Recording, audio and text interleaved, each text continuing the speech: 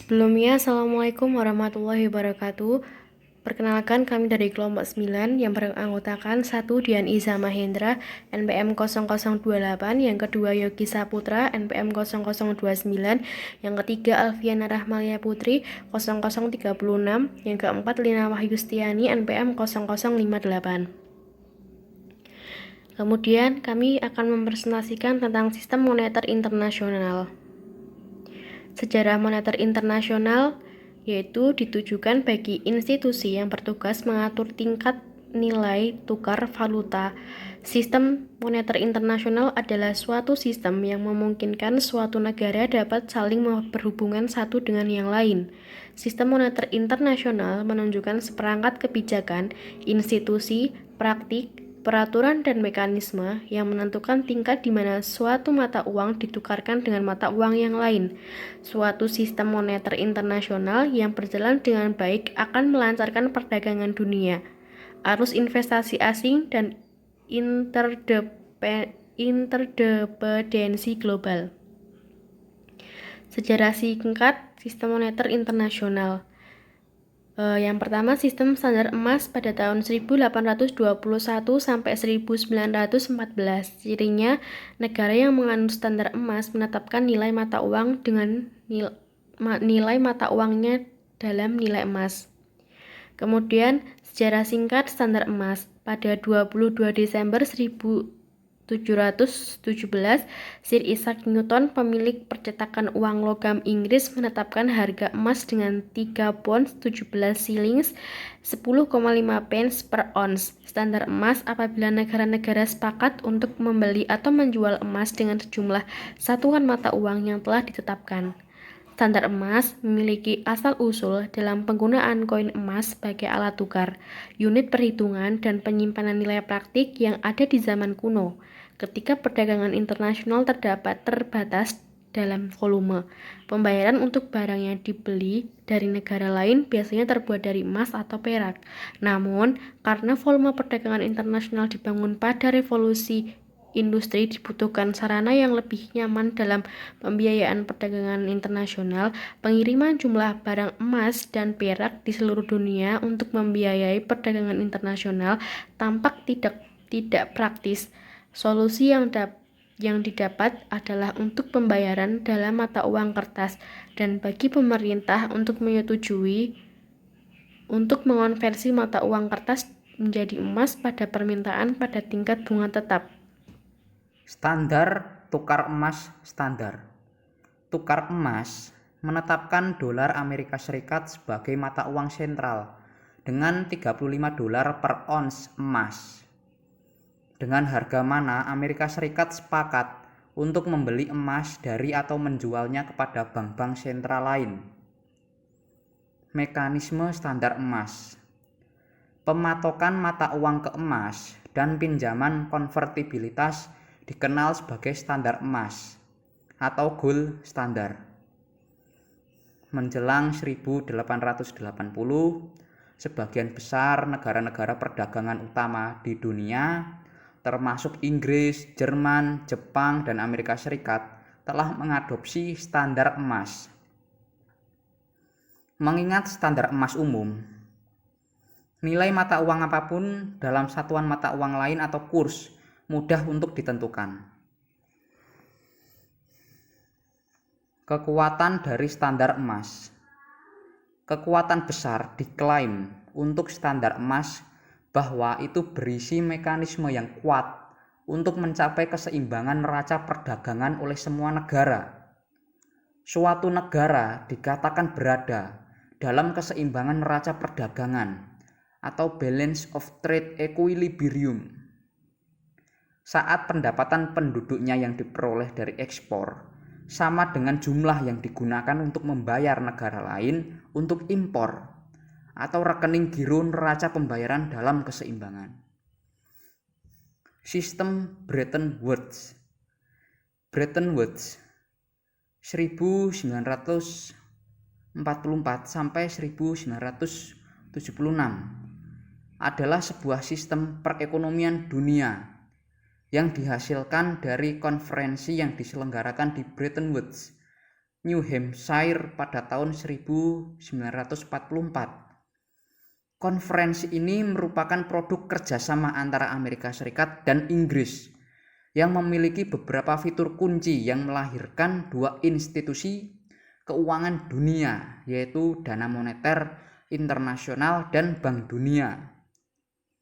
Sistem Bretton Woods dibentuk dalam rangka menyelesaikan pertarungan yang terjadi antara otonomi yang dimiliki oleh domestik dan stabilitas internasional. Namun, dasar yang terdapat dalam sistem otonomi kebijakan nasional, nilai tukar tetap, dan kemampuan untuk mengubah mata uang satu sama lain saling bertolak belakang. Peran IMF. Perjanjian IMF sangat dipengaruhi oleh runtuhnya keuangan dunia. Devaluasi kompetitif, perang dagang, pengangguran yang tinggi, hiperinflasi di Jerman, dan di tempat lain serta disintegrasi ekonomi secara umum yang terjadi antara dua perang dunia.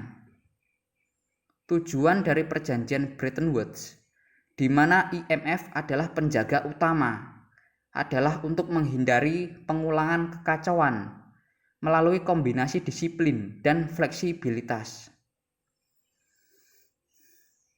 Peran Bank Dunia.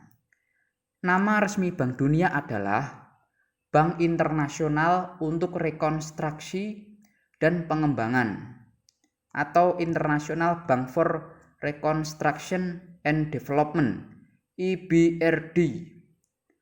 Misi awal bank adalah untuk membantu membiayai pembangunan ekonomi Eropa dengan menyediakan pinjaman berbunga rendah. Runtuhnya sistem nilai tukar tetap. Sistem nilai tukar tetap yang dibentuk di Bretton Woods bekerja dengan baik sampai akhir 1960-an ketika mulai menunjukkan tanda-tanda ketegangan. Sistem ini akhirnya runtuh pada 1973 ketika ia digantikan oleh sistem mengambang terkendali atau Managed Flood System. Untuk memahami mengapa sistem nilai tukar tetap runtuh, kita harus mengapresiasi peran khusus dari dolar Amerika Serikat sebagai satu-satunya mata uang yang dapat dikonversi terhadap emas dan sebagai mata uang yang berfungsi sebagai acuan bagi mata uang lain. Dolar menduduki tempat sentral dalam sistem. Setiap tekanan pada dolar untuk mendevaluasi bisa mengacaukan sistem dan itulah yang terjadi. Saya akan melanjutkan materi dari Iza. Rezim nilai tukar mengambang. Rezim nilai tukar mengambang diterapkan setelah runtuhnya nilai tukar tetap yang diresmikan pada Januari 1976 ketika anggota-anggota IMF mengadakan pertemuan di Jamaika dan menyetujui aturan-aturan dalam sistem moneter internasional yang kita pakai sekarang. Kesepakatan Jamaika. Pertemuan di Jamaika merevisi perjanjian IMF untuk mencerminkan realitas haru nilai tukar mengambang. Unsur-unsur utama dari perjanjian Jamaika meliputi: 1. Sistem nilai tukar mengambang atau floating dinyatakan diterima. Anggota IMF dinyatakan untuk memasuki bursa valuta asing bahkan keluar dengan tanpa jaminan fluktuasi spekulatif. Yang kedua, emas ditinggalkan sebagai aset cadangan IMF mengembalikan cadangan emasnya kepada anggota dengan harga pasar saat ini, menempatkan hasil dalam dana perwalian untuk membantu negara-negara miskin. Yang ketiga, jumlah kota IMF tahunan. Jumlah negara anggota berkontribusi pada IMF yang meningkat menjadi senilai 41 miliar. Nilai tukar sejak 1973. Sejak Maret 1973, nilai tukar telah menjadi jauh lebih volatil atau mudah berubah dan kurang dapat diprediksi daripada antara 1945 dan 1973. Volatilitas ini sebagai telah menyebabkan sejumlah guncangan tak terduga untuk sistem moneter dunia. Krisis minyak pada 1971 ketika Organisasi Negara Pengekspor Minyak (OPEC) menaikkan 4 kali lipat harga minyak. Hilangnya kepercayaan dalam dolar menyusul kenaikan tajam dalam tingkat inflasi Amerika Serikat pada 1977 sampai 1978. Krisis minyak 1979 ketika OPEC sekali lagi menaikkan harga minyak ini secara dramatis 2 kali lipat. Kenaikan tak terduga dalam dolar antara 1980 dan 1985 meskipun memperburuk potret neraca pembayaran. Jatuhnya dolar Amerika Serikat terhadap yen Jepang dan Deutsche Mark Jerman antara 1985 sampai 1987 dan terhadap yen antara 1993 dan 1995. Runtuhnya sistem moneter Eropa pada 1992 secara parsial. Pada 1997, krisis mata uang Asia, penurunan nilai dolar Amerika Serikat dari 2001 sampai 2008. Nilai tukar tetap versus kurs mengambang. Kegagalan sistem Bretton Woods tidak menghentikan perdebatan tentang manfaat relatif dari rezim nilai tukar tetap mengambang.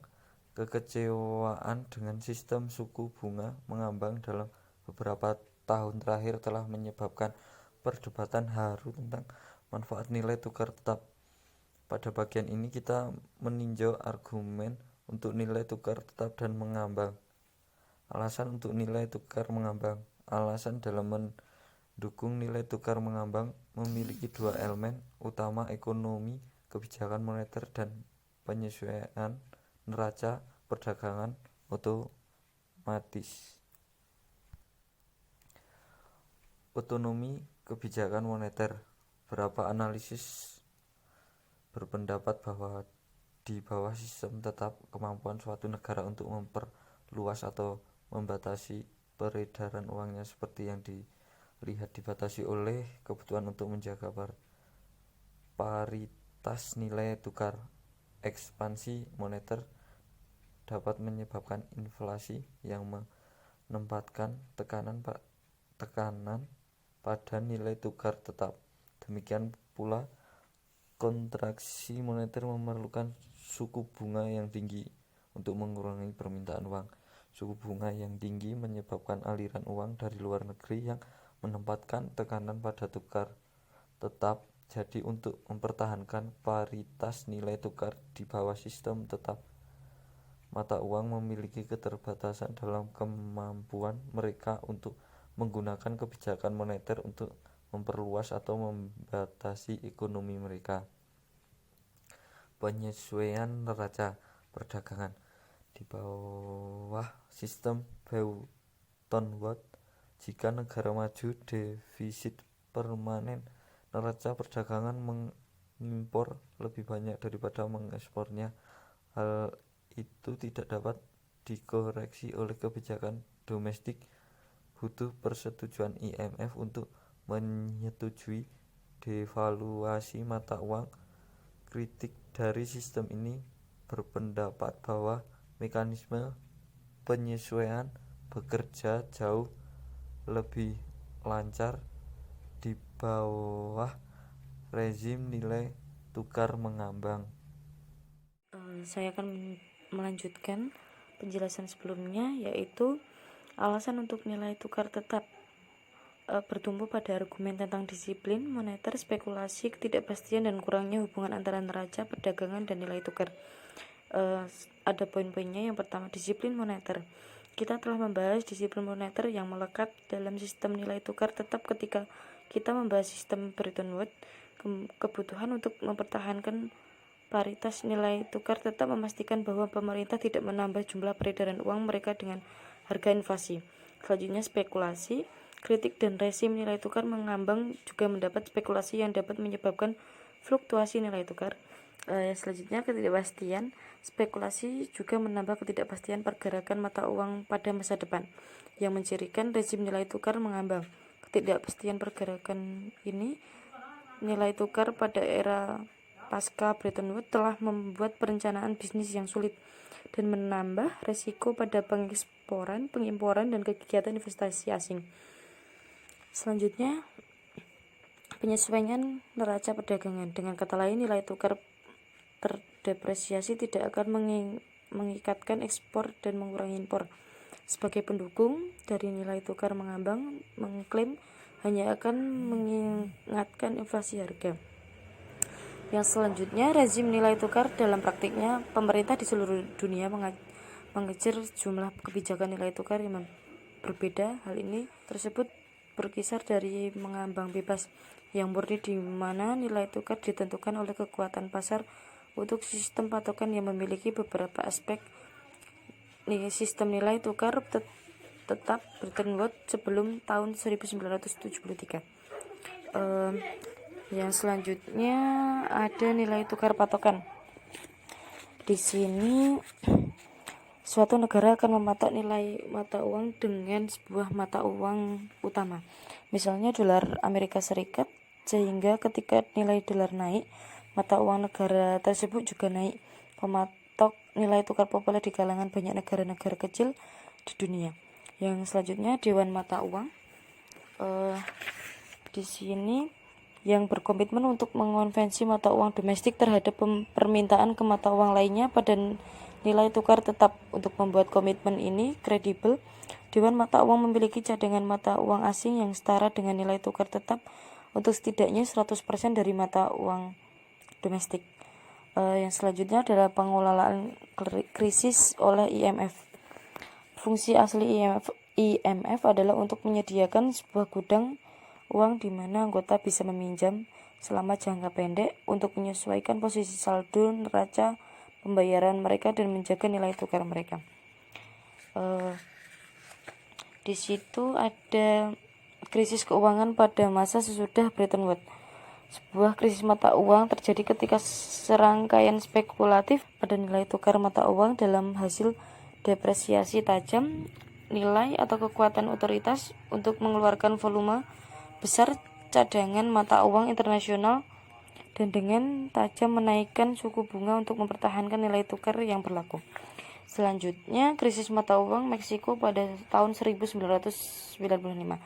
Ketika IMF membuat sebuah kondisi untuk meminjamkan uang kepada pemerintah Meksiko untuk membantu negara keluar dari krisis keuangan pada tahun 1982. Selanjutnya ada krisis Asia. Krisis keuangan yang terjadi di Asia Tenggara selama musim gugur tahun 1997 muncul sebagai tantangan terbesar untuk IMF memegang peranan dalam memberikan bantuan untuk membantu perekonomian Indonesia. Di situ ada poin-poinnya, bisa dilihat di buku halaman 418. Yang pertama ada ledakan investasi, yang kedua ada kelebihan kapasitas, ada ledakan uang, ada memperluas impor, dan ada krisis. Yang selanjutnya adalah pengevaluasian pemerintah kebijakan IMF. Contoh detail mengenai suatu program tersebut yang digambarkan dalam fitur fokus negara berikutnya, yang terlihat pada pinjaman IMF untuk Turki. Semua paket pinjaman IMF datang dengan kondisi terpasang. Secara umum, IMF menekankan pada kombinasi kebijakan makroekonomi yang ketat, termasuk pemotongan belanja publik, suku bunga yang lebih tinggi, dan kebijakan moneter yang ketat. Bisa dilihat juga di halaman 422 ada poin-poinnya. Yang pertama ada kebijakan yang tidak tetap, yang kedua adalah moral hazard, yang ketiga kurangnya akuntabilitas, yang terakhir ada observasi. Demikian presentasi dari saya, kurang lebihnya mohon maaf. Wassalamualaikum warahmatullahi wabarakatuh.